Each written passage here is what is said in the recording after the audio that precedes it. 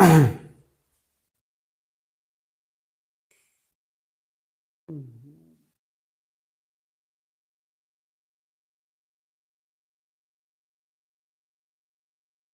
जी, तो today we have first chapter, ठीक है, class 10th mathematics, chapter number first. Number तुम्हारा है रियल नंबर, आई थिंक, है ना? Yes,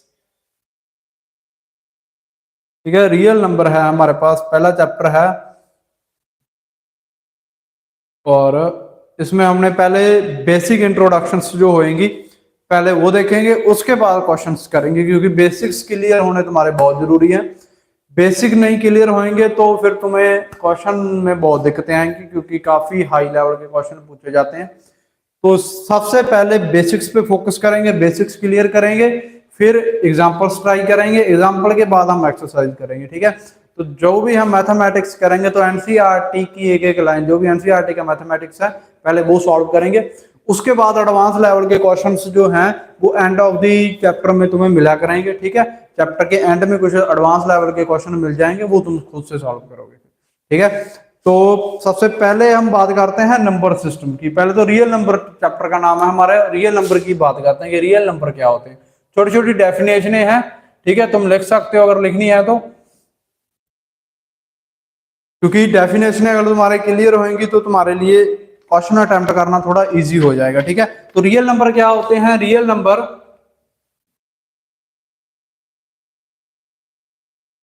is any number that can be found in the real world, real world, ठीक है। अगर मैं एग्जांपल की बात करूं तो इसके एग्जांपल में हम लिख सकते हैं, जैसे नेचुरल नंबर हो गए, रैशनल नंबर हो गए, नेचुरल नंबर, नेचुरल नंबर हो गए, रैशनल नंबर हो गए, इरैशनल नंबर हो गए, एटसेट्रा, ठीक है। ये वो नंबर हैं जो रियल नंबर में मोस्टली हम काउंट करते हैं कि रियल वर्ल्ड में जो नंबर एग्जिस्ट करते हैं वो रियल नंबर मेरे पास होंगे, ठीक है। और प्राइम नंबर हो गए जैसे, ठीक है, क्लियर है, एटसेट्रा।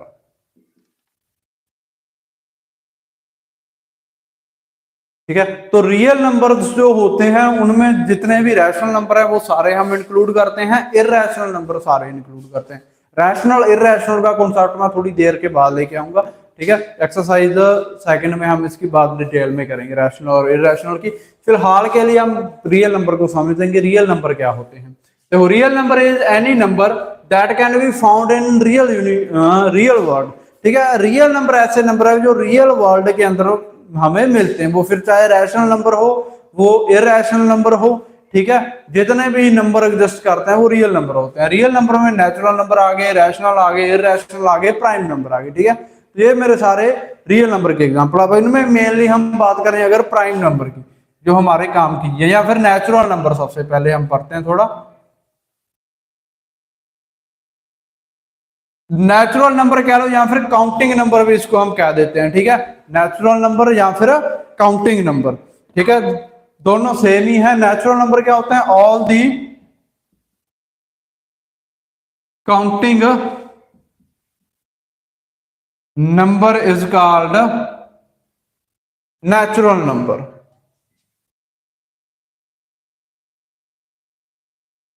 यानी कि जितने भी काउंटिंग के नंबर हैं उन सभी काउंटिंग के नंबर को ही हम नेचुरल नंबर कहते हैं, ठीक है। फॉर एग्जांपल अगर मैं बात करूं तो नेचुरल नंबर जीरो के अलावा जितने भी पॉजिटिव नंबर हैं, ठीक है, जैसे 1 2 3 4 5 6 7 8 9 10 ऐसे, ठीक है। तो ये सारे मेरे पास क्या है? नेचुरल नंबर के केसेस हैं, ठीक है, नेचुरल नंबर के एग्जाम्पल। क्लियर है? उसके बाद है मेरे पास प्राइम नंबर। प्राइम नंबर क्या होते हैं? ऐसे नंबर जिनके फैक्टर जो हैं वो एक तो 1 हो और दूसरा वो खुद हो, ठीक है। तो the counting number, A counting number is called, sorry, A counting number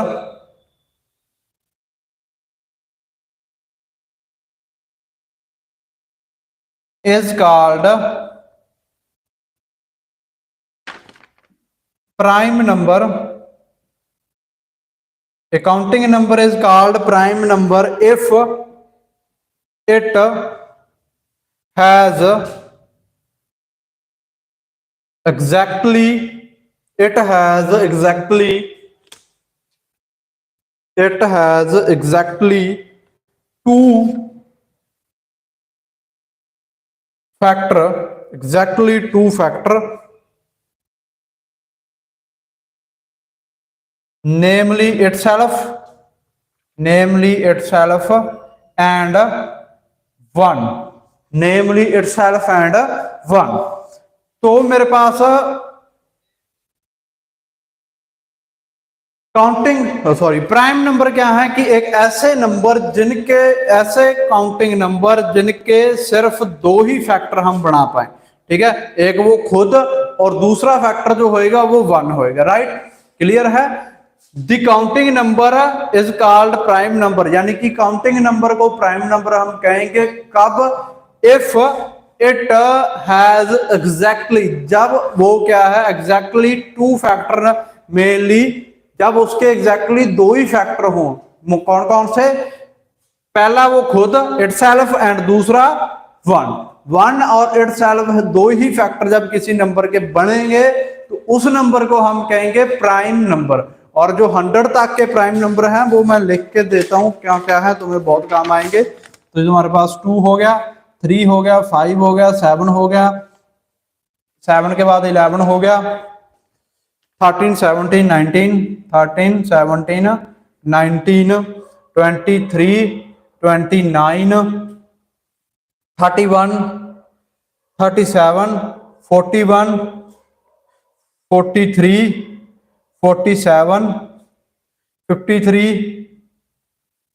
59, 61, 71, 73, 79, 83, 89, 97, ठीक है। तो ये वो नंबर हैं जो प्राइम नंबर है, मतलब ऐसे नंबर्स जो कि या तो खुद से, खुद अगर ऐसे नंबर जिनके अगर हम फैक्टर बनाएं तो या तो वो इटसेल्फ खुद होंगे या फिर उसके अलावा जो फैक्टर उनका बनेगा वो बनेगा 1, ठीक है। अब प्राइम नंबर के अलावा एक और नंबर जो होते हैं वो इंपॉर्टेंट है हमारे इस चैप्टर के लिए, और वो नंबर होते हैं कंपोजिट नंबर, ठीक है। प्राइम नंबर के अलावा एक और नंबर होते हैं जो इंपॉर्टेंट है, वो है composite number.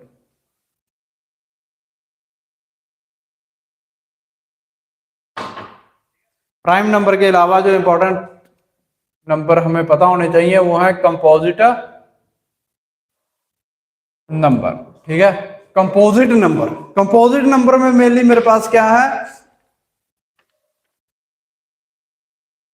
All the counting number which are not prime, यानी कि जो प्राइम नंबर के अलावा हमारे पास नंबर बच गए वो सारे के सारे नंबर मेरे पास कंपोजिट नंबर है, ठीक है। ऑल काउंटिंग नंबर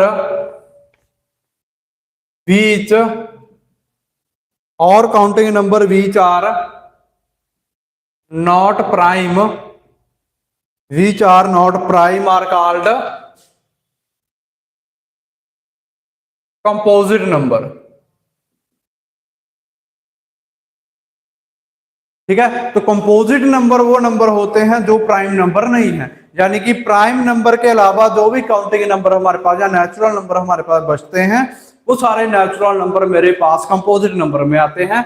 अगर मैं एग्जांपल की बात करूं तो इसका एग्जांपल जैसे मेरे पास 4 हो गया, ठीक है, 6 हो गया, उसके बाद 8 हो गया, 8 के बाद मेरे पास 9 हो गया, 10 हो गया, 12 हो गया, 14 हो गया, एटसेट्रा, ठीक है। ये मेरे पास क्या है, कंपोजिट नंबर है। मतलब प्राइम नंबर के अलावा जितने भी नेचुरल नंबर बचते हैं वो सारे नेचुरल नंबर मेरे पास कंपोजिट नंबर होते हैं, ठीक है। और प्राइम नंबर क्या होते हैं, ऐसे नंबर जो कि या तो खुद से, यानी कि ऐसे नंबर जिनके अगर हम फैक्टर करें या तो वो खुद ही हो या फिर वन, सिर्फ वन और इट्स सेल्फ, दो ही फैक्टर उनके बनने चाहिए, ऐसे नंबर को हम प्राइम नंबर कहेंगे। और फर्स्ट से लेके 100 तक के प्राइम नंबर जो है वो हमने यहाँ पे लिखे हैं 2, 5, 7, 11, 13, 17, 19, 23, 29, 31, 37, 41, 43, 47, 53, 59, 61, 71, 73, 79, 83, 89 and 97 are the prime number. ठीक है, ये सारे मेरे पास प्राइम नंबर है। क्लियर है? अब इसके बाद अगर मैं बात करूं प्राइम नंबर के बाद, अब इसमें हमने नॉर्मली बहुत सारी एक चीज पढ़ी प्राइम नंबर की। अगर तुम डेफिनेशन देखोगे तो उसमें तुम्हें एक चीज दिखेगी फैक्टर। ठीक है, कि the counting number is called prime number if it has exactly, यानी कि फैक्टर क्या होते हैं, दैट इज इंपॉर्टेंट थिंग्स। ठीक है, तो फैक्टर्स हमने यहाँ पे पढ़ा कि फैक्टर क्या होता है। तो फैक्टर क्या होते हैं वो देखते हैं। फैक्टराइजेशन, हालांकि तुमने छोटी क्लासों में फैक्टराइजेशन करी होगी। ठीक है, प्राइम फैक्टराइजेशन जिसको हम कहते हैं। ठीक है, बट उस पे जाने से पहले मैं तुम्हें एक स्टेटमेंट देना चाहता हूं जो कि हमारे पास फंडामेंटल थ्योरम ऑफ अर्थमेटिक के नाम से है। ठीक है, ठीक है, फैक्टराइजेशन पे आते हैं हम एक सेकंड के लिए। पहले हम थ्योरम पे ध्यान देते हैं थोड़ा सा। जो हमारे पास थ्योरम है 1.1, वो क्या कहती है वो देखते हैं पहले। Prime number and compute number की डेफिनेशन ही इंपॉर्टेंट थी, तुम्हें वैसे जानकारी होनी चाहिए इनकी कि प्राइम नंबर कौन से होते हैं और कंपोजिट नंबर कौन से होते हैं। ठीक है, ताकि तुम्हें क्वेश्चन अटेम्प्ट करने में कोई दिक्कत ना आए। देखो, अब मेरे पास क्या है, फंडामेंटल थ्योरम ऑफ अर्थमेटिक। ठीक है, फंडामेंटल थ्योरम ऑफ अर्थमेटिक हमें क्या कहती है वो हमने देखना है। ठीक है, fundamental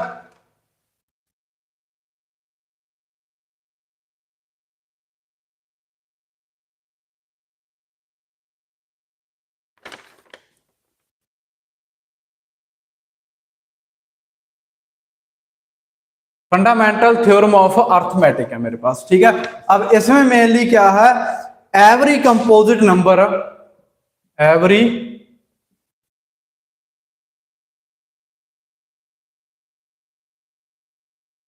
composite number can be expressed, can be expressed या फिर फैक्टराइज्ड, कैन बी एक्सप्रेस्ड या फिर factorized as the product of prime, as the product of prime number, product of prime number and this factorization and this factorization and this factorization is unique except for the order, except for the order in which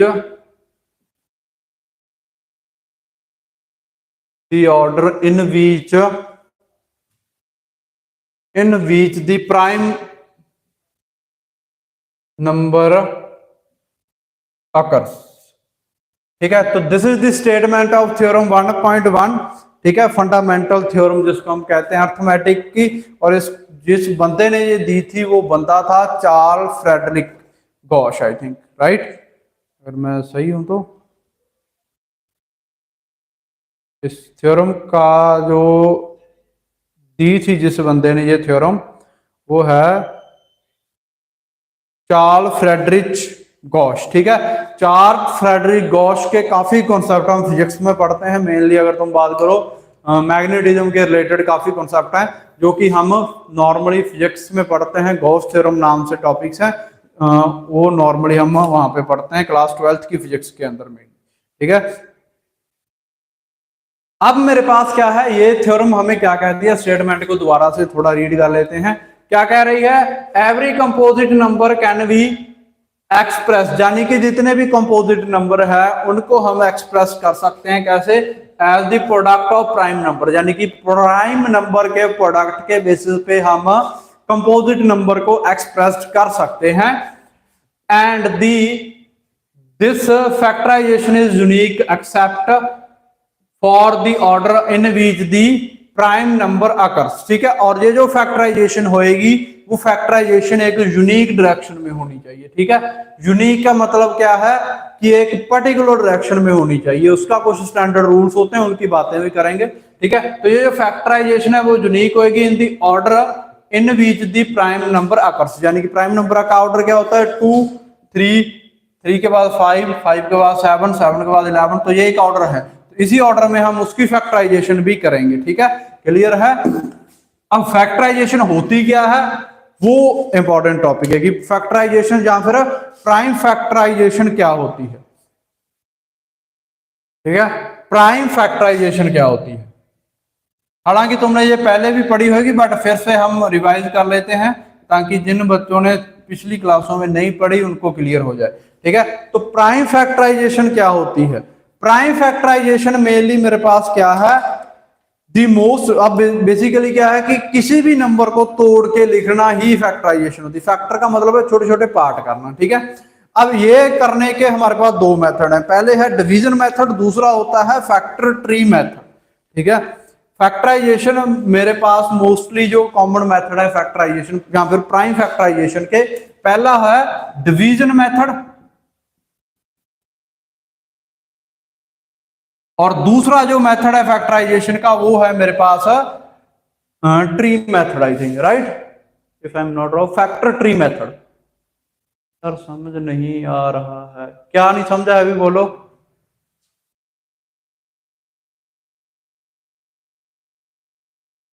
क्या चीज समझ नहीं आई जल्दी बताओ, repeat कर दूंगा मैं।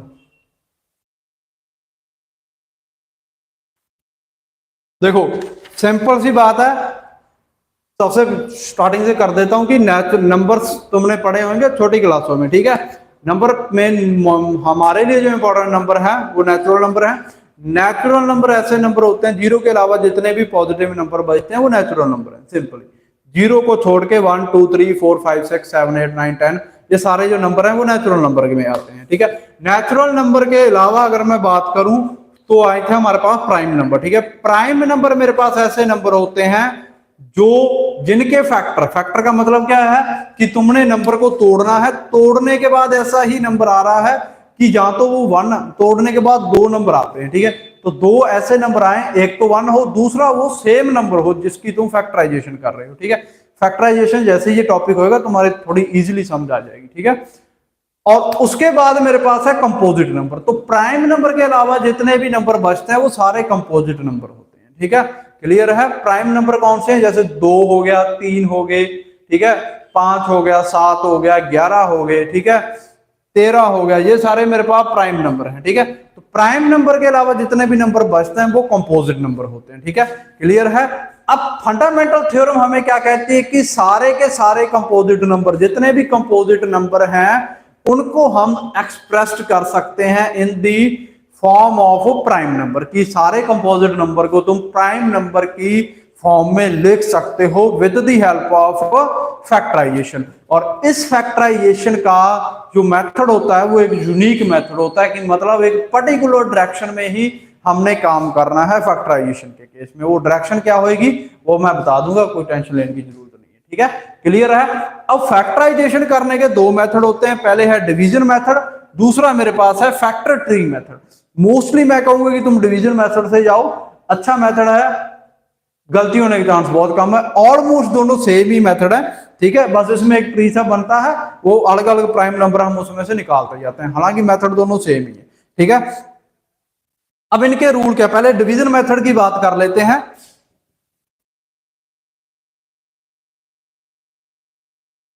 लगभग तो ये दोनों मेथड सेम ही है, बस इसमें हम क्या है कोई ट्री वगैरह नहीं बनाते और उसमें ट्री मेथड से डिवाइड करते हैं, इसमें हम सीधा डिवाइड करते हैं, ठीक है। तो डिवीजन मेथड में मेरे पास डिवीजन मेथड के कुछ स्टेप्स होते हैं। पहला स्टेप क्या है, डिटेल में मैं इस वजह से करा रहा हूं कि अगर तुम्हें प्रीवियस ईयर में जो ये टॉपिक तुमने किया वो क्लियर नहीं है तुम्हें क्लियर हो जाए। ठीक है, तो डिवीजन मेथड का पहला स्टेप क्या है, divide the given number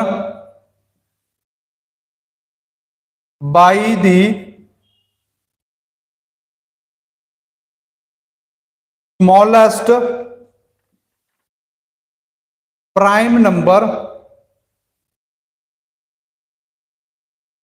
in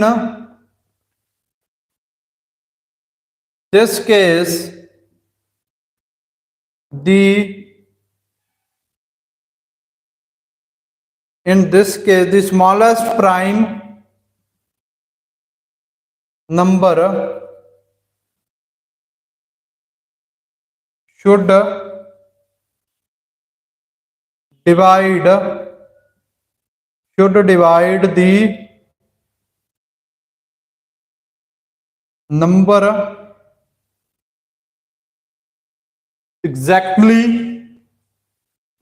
exactly। ठीक है, अब डिवीजन मेथड का पहला स्टेप क्या कहता है, डिवाइड द गिवन नंबर, यानी कि तुम्हें जो नंबर दिया है उसको तुमने डिवाइड करना है। देखो, divide the given number by the smallest prime number, यानी कि जो भी तुम्हें नंबर गिवन है, कंपोजिट नंबर जो तुम्हें गिवन है, उस कंपोजिट नंबर को तुमने क्या है, स्मॉलेस्ट प्राइम नंबर से डिवाइड करना है इन दिस केस। और इस केस में एक चीज का ध्यान तुमने रखना है, the smallest prime number should be divided in the number exactly, कि जिस भी स्मॉलेस्ट प्राइम नंबर से तुम डिवाइड कर रहे हो वो स्मॉलेस्ट प्राइम नंबर तुम्हारा एग्जैक्टली डिवाइड होना चाहिए तुम्हारे कंपोजिट नंबर से। फॉर एग्जांपल तुम्हारे पास कोई भी कंपोजिट नंबर है, मेरे पास है 406 460 है। ठीक है, एग्जांपल के तौर पे अगर मैं इसमें बात करूं तो 406 460 मेरे पास कोई कंपोजिट नंबर है। अब इसको सबसे स्मॉलेस्ट प्राइम नंबर मेरे पास 2 है, तो मैंने 2 से डिवाइड करना है, डिवाइड बाय 2। ठीक है, अब एक चीज का ध्यान ये रखना है कि जो भी मैं नंबर से डिवाइड करूंगा, जो भी प्राइम नंबर से मैं डिवाइड करूंगा, वो प्राइम नंबर मेरे पास कंप्लीटली वो होना चाहिए। ठीक है, कि इसके एग्जैक्टली डेरिवेटिव, यानी कि आंसर पॉइंट वगैरह में नहीं आना चाहिए। ठीक है, तो जैसे ही मैंने 460 को डिवाइड किया 2 से, तो मेरे पास आया 230 जो कि एग्जैक्टली डेरिवेटिव हो गया। तो पहले स्टेप में मैंने क्या किया है कि एक स्मॉलेस्ट, सबसे छोटा प्राइम नंबर 2 ही है, स्मॉलेस्ट प्राइम नंबर लिया, उस स्मॉलेस्ट प्राइम नंबर को मैंने 2 से डिवाइड किया, 2 से डिवाइड करके मेरे पास क्या आ गया, एक अगला कंपोजिट नंबर आ गया। ठीक है, तो जो भी मेरे पास गिवन कंपोजिट नंबर था, उस गिवन कंपोजिट नंबर को मैंने 2 से डिवाइड किया। 2 क्या है, 2 is the first prime number या फिर स्मॉलेस्ट प्राइम नंबर। ठीक है, अब इसके बाद स्टेप सेकंड में तुमने क्या करना है,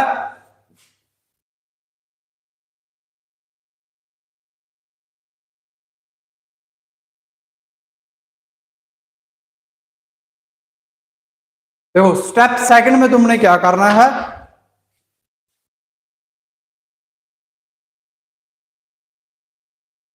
सेकंड स्टेप के अंदर तुमने बेसिकली अगेन डिवाइड दी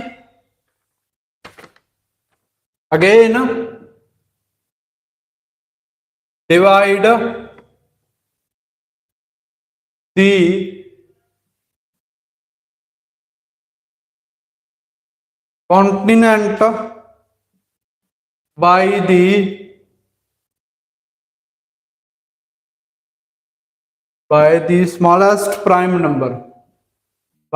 smallest prime number, ठीक है, अगले स्टेप में तुमने क्या करना है, सेम चीज करनी है कि अगेन डिवाइड करना है सेम कॉन्टिनेंट को प्राइम नंबर, यानी कि जो भी स्मॉलेस्ट प्राइम नंबर, जो भी कॉन्टिनेंट मतलब जो भी ये नंबर आया है, इसको फिर से तुमने स्मॉलेस्ट प्राइम नंबर से डिवाइड करना है। यानी कि जिस प्राइम नंबर से तुमने पहले डिवाइड किया था, पहले तो तुमने उससे डिवाइड करके देखना है, अगर उसी नंबर से कंप्लीटली डिवाइड होगा तो बेस्ट है। तो ये मेरे पास क्या आया था, अब जैसे ही पहले मैंने कंपोजिट नंबर को प्राइम नंबर से डिवाइड किया तो मेरे पास 230 आ गया। ठीक है, अब इस 230 को अगर मैं फिर से स्मॉलेस्ट प्राइम नंबर जो कि मेरे पास 2 ही है, ठीक है, जो मैंने पहले किया था उसी से मैंने दोबारा मल्टीप्लाई दोबारा डिवाइड अगर मैं करता हूं तो मेरे पास क्या आता है, देखो 230 को जैसे ही डिवाइड करेंगे तो मेरे पास क्या आएगा, 115 115 ठीक है। तो इसको जैसे ही मैं डिवाइड करूंगा तो मेरे पास कितना आएगा, 115 आएगा, राइट। क्लियर है। अगले स्टेप नंबर 3 में भी यही सेम चीज रिपीट करनी है हमने। एक सेकंड में आया।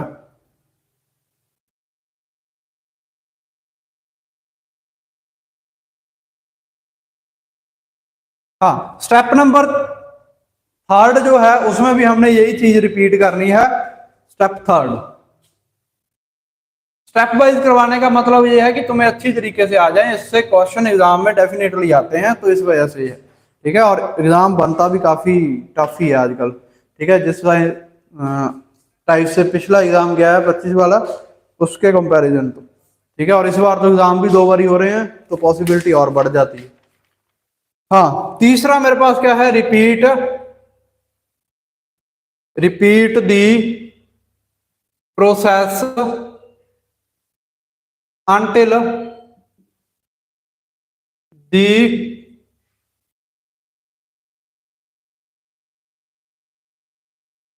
continent become one, ठीक है। यही प्रोसेस हमने रिपीट करते रहना है कि नंबर से मल्टीप्लाई करते रहेंगे, 2 से अगर होता रहे तो 2 से, फिर उसके बाद 3 नंबर लेके आएंगे, फिर 5 लेके आएंगे, ठीक है। तो ये ऐसे ही हम चलते रहेंगे तब तक जब तक मेरे पास एंड में रिजल्ट 1 नहीं आ जाता, बिकम 1, ठीक है।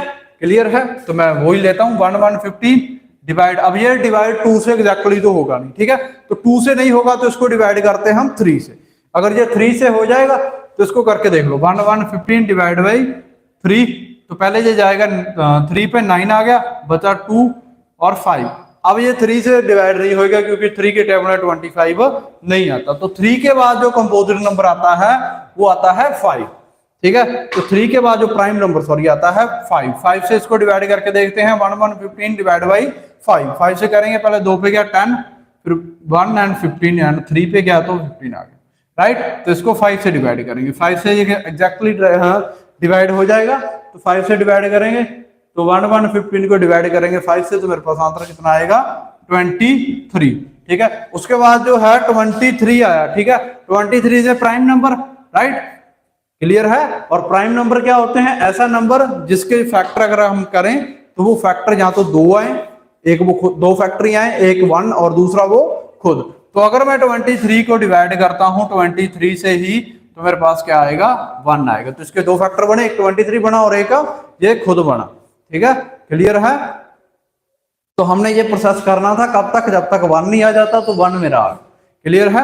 तो अब इसके अगर मैं फैक्टर बनाऊं, finally multiply all the prime number, ठीक है। अब इसके फैक्टर बना लो। Step number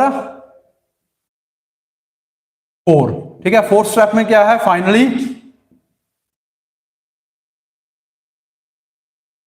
multiply all the prime number, ठीक है। तो ये जो मैंने नंबर लिया था 460, इसके जो फैक्टर बनेंगे वो फैक्टर फिर क्या बन गए, वो फैक्टर बन गए 460 इज इक्वल टू, पहले इसने 2 से किया हमने, इनटू में 2 के बाद डिवाइड कैसे किया, फिर से 2 से किया, इनटू में फिर डिवाइड हमने 5 से किया, इनटू में फिर डिवाइड हमने 23 से किया। तो ये मेरे फैक्टर आ गए। अब इसमें क्या है कि अगर बेस सेम है, अगर बेस सेम होता है तो पावर साइड हो जाती है। 2 × 2 को हम क्या लिख सकते हैं, 406 इज इक्वल टू 2 का स्क्वायर इनटू में 5 इनटू में 23। तो ये मेरे पास 406 के प्राइम फैक्टर बन गए, ठीक है। और इस प्रोसेस को कहते हैं prime factorization with the help of division method, कि डिवाइड करते गए और एंड में हमारे पास जो है वो फैक्टर बन गए, ठीक है। क्लियर है। सेम टाइप का ही मेथड है जो है मेरे पास ट्री मेथड है, उसमें हम ट्री की तरह इसको फॉर्म करते हैं, ठीक है। क्लियर है। अब नेक्स्ट मेरे पास ट्री मेथड है, वो भी हम देख लेते हैं। करना तुमने उसमें भी कुछ नहीं है, उसमें भी डिवाइड ही करना है बेसिकली, ठीक है। अब वो मेथड में क्या कुछ करते हैं वो देखते हैं। पहले ये उतार लो जल्दी से, अगर नहीं उतारना तो स्क्रीनशॉट लेके रख लो, ठीक है, काम आएगा ये बहुत ज्यादा तुम्हारे। अब नेक्स्ट जो मेथड है मेरे पास वो है ट्री मेथड।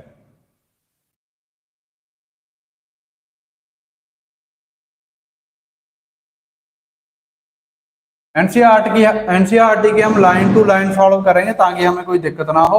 उसके बाद हाई लेवल के क्वेश्चन लगाएंगे, क्योंकि एनसीईआरटी के लिए इनफ नहीं होती किसी भी एग्जाम के लिए, ठीक है। हाँ, पढ़नी जरूरी है क्योंकि बेसिक कॉन्सेप्ट वहीं से आते हैं। बट अगर तुम अकेला एनसीईआरटी पे आज के टाइम पे डिपेंडेंट हो, चाहे तुम्हारा बोर्ड कोई भी है, चाहे सीबीएसई है, स्टेट बोर्ड है, हरियाणा बोर्ड या पंजाब बोर्ड, या फिर तुम्हारा आईसीएसई बोर्ड है, ठीक है। अगर तुम अकेली एनसीईआरटी पे डिपेंडेंट हो और तुम्हारे पास मैथ जो है वो स्टैंडर्ड है और तुम एनसीईआरटी के ऊपर ही डिपेंडेंट हो, तुम बहुत मूर्ख हो, ठीक है। एनसीईआरटी के अलावा भी तुमने ऐसे क्वेश्चन करने हैं जो एनसीईआरटी में एग्जिस्ट नहीं करते, कई हाई लेवल के क्वेश्चन है, ठीक है। अब वो क्वेश्चन या तो एग्जाम में, यानी कि मोस्टली तुम क्या करो, यहाँ एनसीईआरटी के साथ लास्ट 10-12 सालों के पीवाईक्यू कर लो, ठीक है, वो इनफ रहेंगे तुम्हारे, ठीक है। अकेली एनसीईआरटी के बेसिस पे तुम एग्जाम देने जाओगे तो तुम मुंह की खा के आओगे फिर, ठीक है। हाँ, अब हम ट्री मेथड्स की बात करते हैं। और अगर हम एनसीईआरटी, अब बैच जल्दी शुरू हुआ है तो इसका मतलब ये है कि एनसीईआरटी हम बहुत जल्दी खत्म कर देंगे, ठीक है। और जैसे ही एनसीईआरटी हमारी खत्म होगी तो हम हाई लेवल के क्वेश्चंस, हालांकि पैरेलली असाइनमेंट में भी हम देंगे, बट उसके अलावा भी हाई लेवल के क्वेश्चंस हम कंटिन्यूसली करते रहेंगे, ठीक है। तो tree factorize, factor tree method में हम क्या करते हैं, क्योंकि मैथमेटिक्स में ना जो स्टार्टिंग का मटेरियल होता है, तुम मैथ देखोगे ना, तुम्हारे पास स्टार्टिंग 2-3 एक्सरसाइज से पहले 2-3 पेजों का एक थ्योरेटिकल सिस्टम सा बना होता है। मोस्ट ऑफ ना तो स्टूडेंट उस सिस्टम को पढ़ते हैं, ना ही टीचर ज्यादातर वो पढ़ाते हैं। सीधा स्टार्टिंग कहां से होती है, एक्सरसाइज से। एक्सरसाइज के क्वेश्चन फटाफट फटाफट लगे रहते हैं, सॉल्व करते रहते हैं, रटते रहते हैं, ठीक है। बेसिक कॉन्सेप्ट क्लियर नहीं होते, बाद में क्वेश्चन थोड़ा सा घुमा के सीबीएसई पूछ लेता है और फिर वही गेम खत्म, ठीक है। तो थ्योरी भी पढ़ेंगे, साथ साथ एनसीईआरटी की लाइन टू लाइन एक एक चीज हम कवर अप करते हुए चलेंगे, ठीक है। तो कंटिन्यूसली जुड़े रहना बस, ठीक है। और नोट्स अपने साथ के साथ खुद के नोट्स प्रिपेयर करते रहना, क्योंकि अपना लिखा जितना जल्दी समझ आता है ना, वो दूसरे का लिखा समझ नहीं आता उतना, ठीक है। नहीं तो मेरे पास भी ये है, मैं दे सकता हूँ तुम्हें, बट मैं दूंगा नहीं, ठीक है। ताकि तुम खुद के लिखो, जो जहां से मैं लिखवा रहा हूँ वो तुम नोट करो अपने आप, ठीक है। अब हम इसमें भी है स्टेप फर्स्ट, ठीक है। फैक्टर ट्री मेथड का भी स्टेप फर्स्ट क्या कहता है, कहता है consider the given number as root of the tree.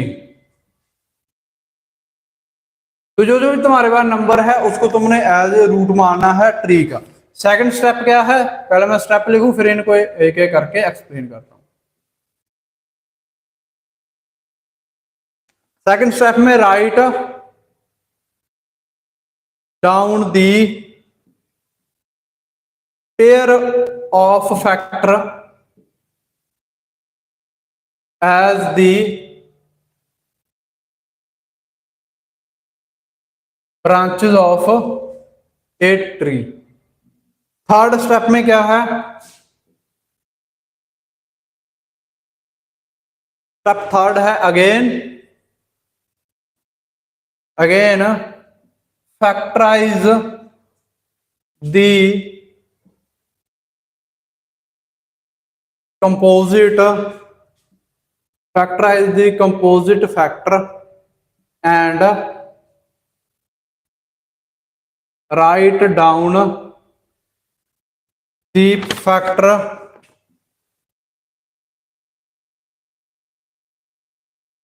Pair as the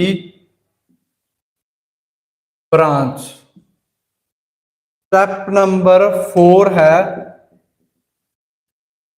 step number 4 मेरे पास क्या है, रिपीट द स्टेप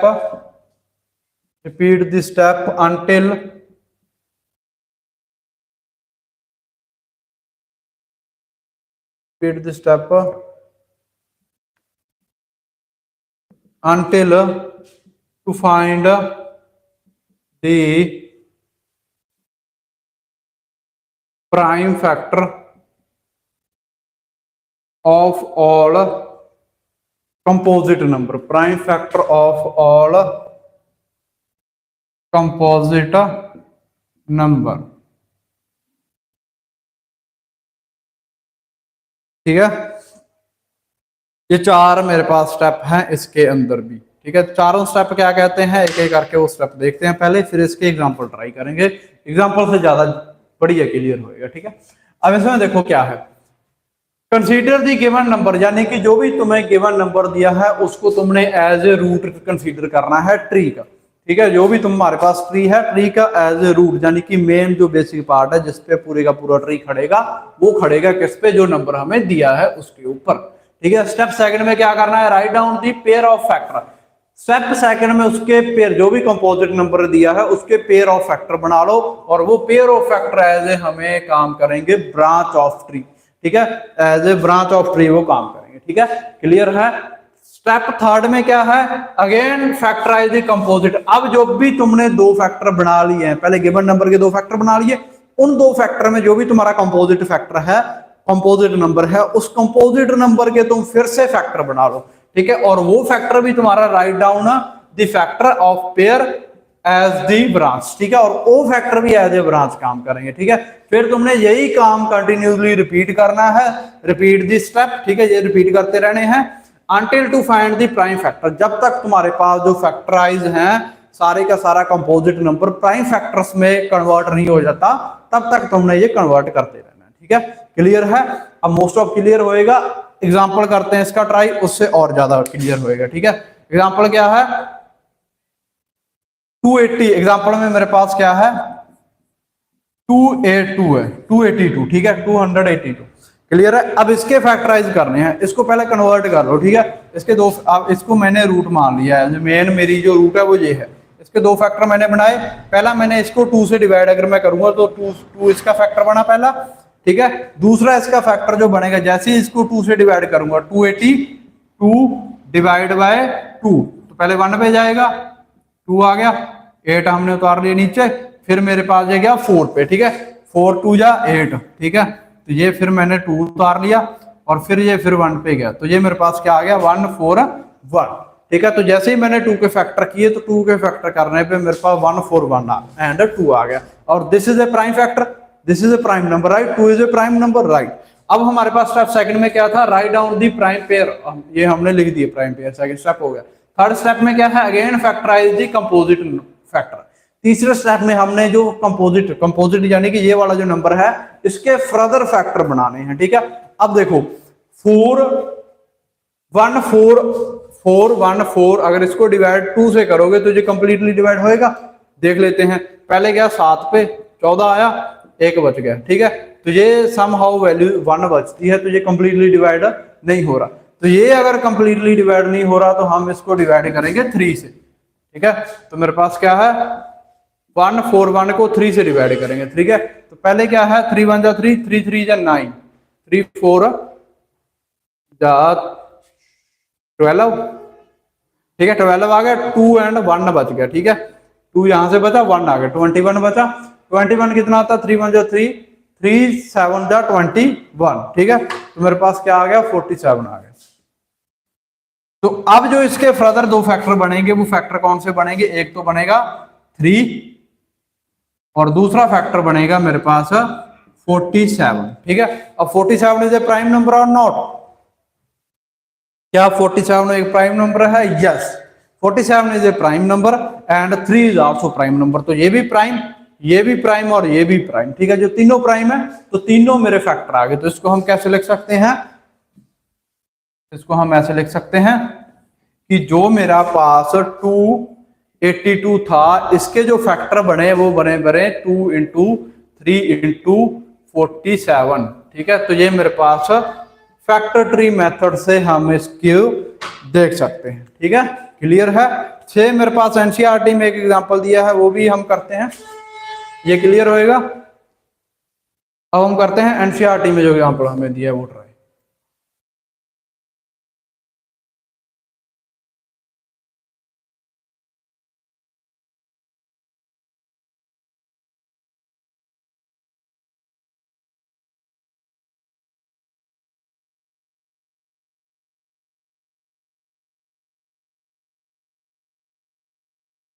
एनसीईआरटी का एग्जांपल क्या है, 32760। ठीक है, ये इसकी प्राइम फैक्टराइजेशन कर रखी है। ठीक है, ये नंबर हमें दिया है और इस नंबर को हमने एज ए रूट कंसीडर किया। रूट कंसीडर करने के बाद इसकी फैक्टराइजेशन करी, पहले इसको डिवाइड किया 2 से, और जैसे ही मैंने इसको 2 से डिवाइड किया, यानी कि मैं फोन पे करता हूँ यार, थोड़ा जल्दी हो जाएगा, ठीक है। तो मेरे पास 32,762 डिवाइड बाय 2, तो मेरे पास क्या आया 6, 3, 16, 380, ठीक है, ये आ गया। अब इसकी फर्दर फैक्टराइजेशन कर दो, इसको फर्दर डिवाइड 2 से करोगे अगर, तो मेरे पास क्या है 181। अगर इसकी फर्दर फैक्टराइज करेंगे तो एक तो 2 बनेगा, दूसरा फैक्टर इसका क्या बनेगा 8192 बनेगा, राइट। और इसकी फर्दर अगर फैक्टराइजेशन करोगे, इसको फिर से 2 से डिवाइड करोगे तो क्या आएगा 4095। इसकी फर्दर फैक्टराइजेशन की 2 से, और मेरे पास क्या आया 4095। 4095 की फर्दर फैक्टराइजेशन करो। अब इस नंबर को अगर तुम 2 से डिवाइड करोगे तो तुम्हारे पास जो आंसर है वो पॉइंट्स में आ रहा है, देखो, ठीक है, आंसर पॉइंट्स में आ रहा है। अगर इसको 2 से डिवाइड ना करके हम किससे करें, 3 से करें, 4095, 3 इज आल्सो प्राइम नंबर, तो 3 से डिवाइड करते हैं। तो 3 से अगर डिवाइड करेंगे तो मेरे पास आएगा 1365, ठीक है। तो इसको फैक्टर करेंगे तो वो बनेंगे 3 और 1365। 1365 को फिर से 3 से डिवाइड कर लो, डिवाइड बाय 3, तो ये तुम्हारे पास 455 आ जाएगा। तुम्हारे पास आ गया 455। 455 को 3 से कर सकते हो डिवाइड, 455 को 3 से डिवाइड हो जाएगा, करके देख लो। 3 से अगर डिवाइड करोगे तो तुम्हारे पास आएगा ऐसा कुछ आंसर आएगा, ठीक है। अगर तुम इसको 4 से हमें करना नहीं, क्योंकि 4 प्राइम नंबर नहीं है, तो इसको डिवाइड करो 5 से, तो अगर 5 से डिवाइड करोगे तो 91 आएगा तुम्हारे पास। इसके फैक्टर क्या बन जाएंगे 5 एंड 91। 91 के फैक्टर क्या बनेंगे, 91 13 पे जाएगा, ठीक है, यहाँ हाँ 13 पे ही जाएगा, या फिर 5 पे भी जा सकता है, 13 7 7 पे जाएगा आई थिंक, यस हाँ 7 पे जाएगा। तो 91 के फैक्टर बनेंगे 7 एंड 13, ठीक है। और 13 तो एक प्राइम नंबर ही है, तो इसको यहीं छोड़ दो, राइट, क्लियर है। तो तुम्हारे पास क्या आ गया, ये सारे तुम्हारे पास प्राइम फैक्टर आ गए, किसके, इनके। 32760 के जो फैक्टर मेरे पास आए हैं वो क्या आए हैं, prime factor 2 into 2 into 2 into 3 into 3 into 5 into 7, right. अब इनमें जो भी कंपाउंड जिनका बेस सेम है उनकी पावर ऐड करके हमने लिखना है। तो ये तीनों बेस सेम है, तो पावर्स इनकी 1 1 1 है, तो 2 की पावर 3 हो जाएगी, 1 + 1 + 1 तो 3, इनटू में ये दोनों बेस सेम है, तो इसकी पावर 3 स्क्वायर हो जाएगी, इनटू में 5 इनटू में 7, तो दिस इज प्राइम फैक्टर। बस इसमें तुमने ध्यान ये रखना है कि अगर तुम्हारे पास जैसे यहाँ पे 3 आ गया, 3 के बाद इसको 2 से नहीं डिवाइड करना, बस इतना ध्यान रखना है कि इंक्रीजिंग और या असेंडिंग ऑर्डर में तुमने इसको रखना है, ठीक है, इंक्रीजिंग ऑर्डर में ही रहनी है, क्लियर है।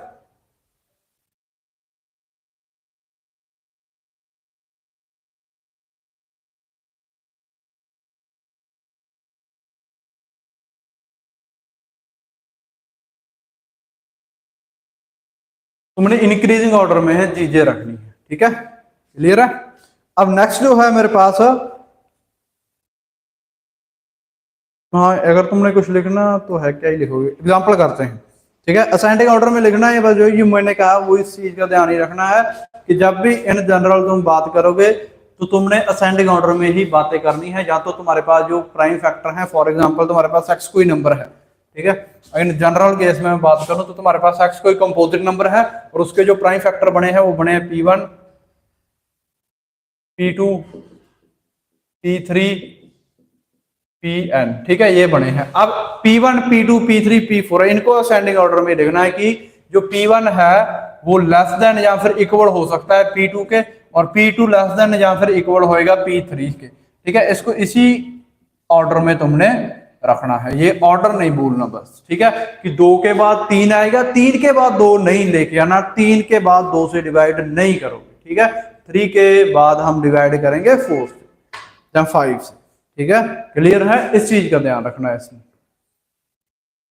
बाकी एग्जाम्पल करेंगे तो वहां पे हम और क्लियर हो जाएगा कॉन्सेप्ट हमारे।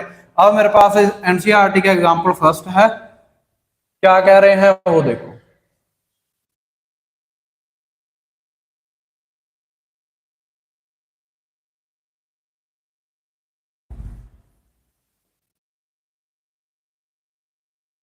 तो फर्स्ट एग्जाम्पल है एनसीईआरटी का मेरे पास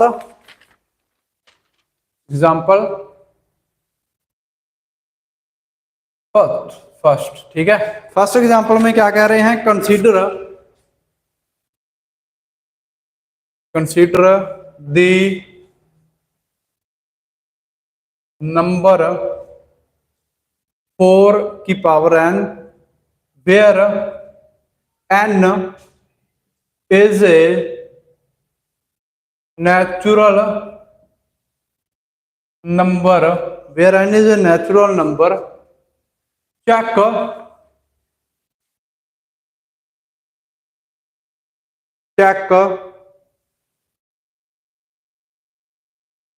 whether there is any value of n for which 4n and the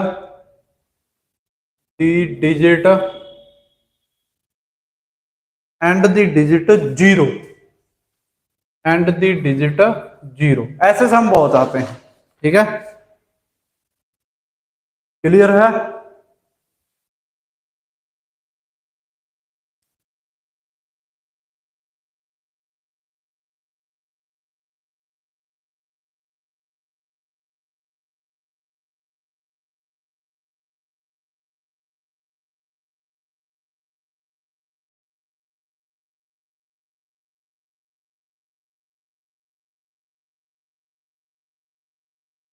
हाँ, तो अब इसमें देखो क्या है कि हमारे पास एक नंबर दिया है कंपोजिट नंबर 4n, ठीक है। अब हमने n की किसी ऐसी वैल्यू, कोई ऐसी वैल्यू फाइंड करनी है जिसपे जो मेरे पास इसका स्क्वायर सॉल्व हो, और सॉल्व करने के बाद मेरे पास एंड में जो रिजल्ट आए वो 0 आए, ठीक है। 0 एंड का मतलब ये है कि 10, जैसे 10 आता है, 10 हो गया, 100 हो गया, ठीक है, या फिर 20 भी, क्या 10 हो गया, 20 हो गया, 30 हो गया, 40 हो गया, ऐसा रिजल्ट आना चाहिए कि ऐसी डिजिट इसको सॉल्व करने के बाद आनी चाहिए। एंड की एक कोई ऐसी वैल्यू जिसको हम सॉल्व करें, और सॉल्व करने के बाद कोई ऐसी डिजिट आ जाए जिस डिजिट के एंड में 0 हो, ठीक है। ऐसा कोई नंबर आना चाहिए जिसके एंड में 0 हो, ठीक है। क्लियर है। तो जब भी ऐसा कोई नंबर अगर आएगा तो उस नंबर के आने के लिए हमें, हमारे पास क्या होने चाहिए एंड में, या फिर ये जो जितने भी नंबर है जिनके एंड में 0 होती है, तो वो मोस्टली जो 5 है, 5 इज ए प्राइम नंबर, तो वो 5 एज ए प्राइम नंबर जो है उससे मल्टीप्लाई होते हैं, ठीक है। जितने भी एंड में, अब मान लो 10 है, 10 के एंड में 0 है, तो ये कंप्लीटली डिविजिबल होएगा 5 से, ठीक है। तो अगर 5 से डिवाइड 2 करेंगे तो 10 आएगा, राइट। तो ये कंप्लीटली डिविजिबल है 5 से। तो उसी तरह 20 भी कंप्लीटली डिविजिबल है, 30, 40, 50, 60, 70, 80, 90, 20, ठीक है। ये सारे मेरे पास क्या हैं, 5 से डिविजिबल हैं। तो हमारे को ऐसा नंबर चाहिए, n की जगह ऐसा नंबर चाहिए फिर जो, या फिर 4n की अगर हम फैक्टराइजेशन करें तो उसमें हमें प्राइम नंबर जो है वो, उस प्राइम नंबर में कहीं ना कहीं 5 हमें चाहिए, कि अगर 4n की हम फैक्टराइजेशन करेंगे तो उस फैक्टराइजेशन के अंदर हमारा 5 होना चाहिए। अगर 5 है तो एंड में रिजल्ट 0 निकल जाएगा, अदरवाइज नहीं निकलेगा, ठीक है। क्लियर है। तो इसको हम लिख सकते हैं, सॉल्व करेंगे तो प्रॉपर मेथड से सॉल्व करेंगे, एक एक स्टेप। तो हमें क्या चाहिए, if the number 4n for any n where to end the digit 0, then it would be divisible by 5, that is the prime factorization of 4n would contain the prime number 5। ठीक है, अगर हमें कोई भी डिजिट चाहिए कि हमें ऐसी डिजिट चाहिए जो जिसकी हम मल्टीप्लिकेशन एन की जगह उसकी वैल्यू रखें और आंसर हमारा एंड में 0 आ जाए, तो उसके लिए हमें पहले वो डिजिट 5 से डिविजिबल चाहिए और जो 4n की फैक्टराइजेशन होगी उस फैक्टराइजेशन में हमें 5 चाहिए। ठीक है, तो उसके लिए हमें क्या करेंगे, पहले फैक्टराइजेशन करेंगे 4n की। ठीक है, तो इसमें स्टेप फर्स्ट मेरे पास क्या है, प्राइम फैक्टराइजेशन ऑफ 4n। ठीक है, स्टेप फर्स्ट में हम क्या करेंगे, prime factorization of 4n।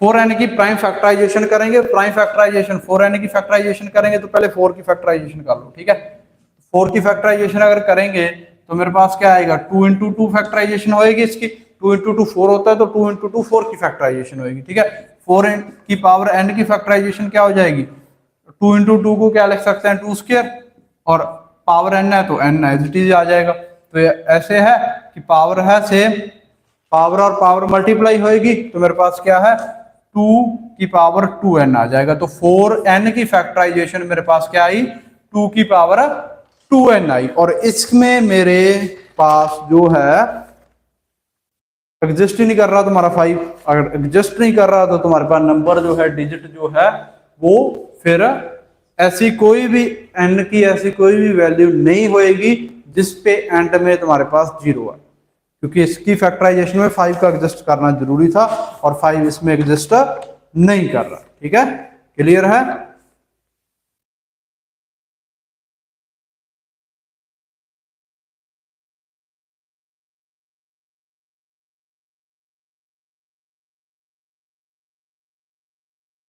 It contain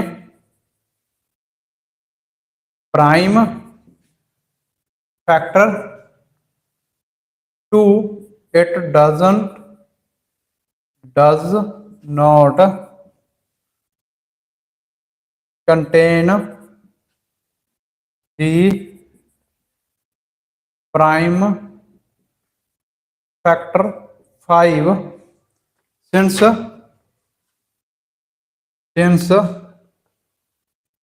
4n does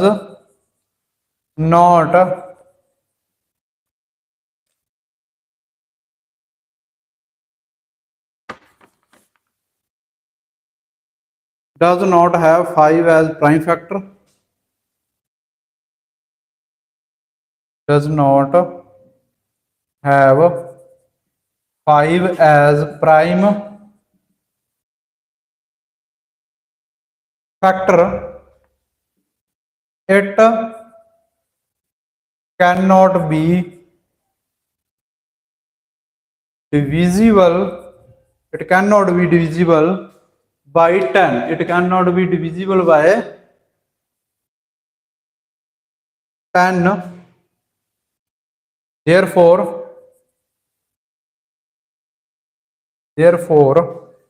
4n cannot end with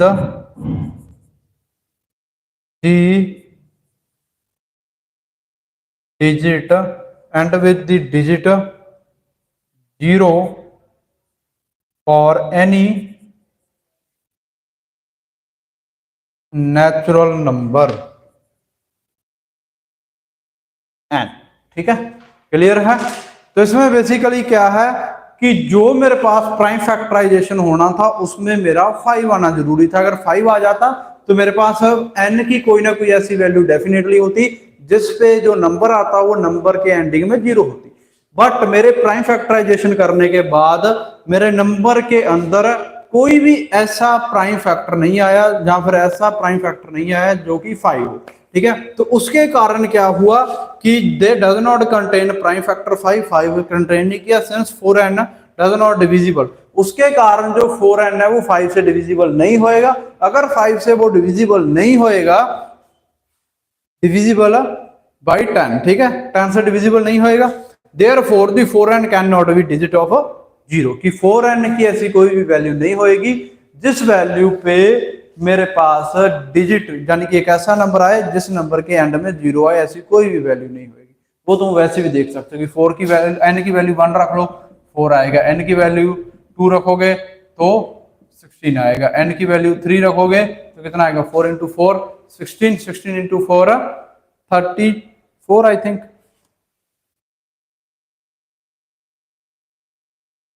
हाँ 34, तो 64 सॉरी 64 आएगा, राइट। तो ये एंड में या तो 6 आ रहा है या फिर 4 आ रहा है, ठीक है, तो यहां से भी तुम कंफर्म कर सकते हो। क्लियर है, तो ये मेरे पास है एनसीईआरटी का फर्स्ट एग्जांपल था। क्लियर है, अब यहां तक तुम्हें numbers, prime numbers, composite number, prime factorization, ठीक है, ऑलमोस्ट क्लियर होगी। ठीक है, अब इसके बाद हमने फाइंड करने हैं एचसीएफ एंड एलसीएम, ठीक है, और एचसीएफ और एलसीएम हम करेंगे कल। आज के लिए इतना काफी है, क्लास काफी लंबी होगी आई थिंक, हाँ ठीक है। तो एलसीएम एंड एचसीएफ के बारे में बात हम कल करेंगे और कल हम एक्सरसाइज पे पहुंच जाएंगे, ठीक है, एक्सरसाइज के क्वेश्चन, क्योंकि एलसीएम और एलसीएम की जस्ट डेफिनेशन ही है, उसके बाद उसके क्वेश्चन ही हमने करने। तो होप प्रोबेबली कल हम एक्सरसाइज खत्म करने की कोशिश करेंगे, ठीक है। क्लियर है, आज के लिए इतना काफी है, बाकी हम कल करेंगे, ठीक है। और इसमें भी अगर तुम्हें कोई भी डाउट है, यानी कि जो भी तुम्हारा पास आज हमने इस लेक्चर में बेसिक इंट्रोडक्शन करी, इसमें अगर कोई डाउट है तो वो तुम कमेंट कर सकते हो, नेक्स्ट लेक्चर में वो डाउट तुम्हारा सॉल्व कर दिया जाएगा, ठीक है। क्लियर है, तो नेक्स्ट लेक्चर में हम बात करेंगे prime number, HCF and LCM की, और उसके रिलेटेड जो एनसीईआरटी के एक्सरसाइज के क्वेश्चन है एंड जो एनसीईआरटी के एग्जाम्पल है वो हम फिर नेक्स्ट लेक्चर में सॉल्व करेंगे, ठीक है। क्लियर है, तो आज के लिए इतना काफी है।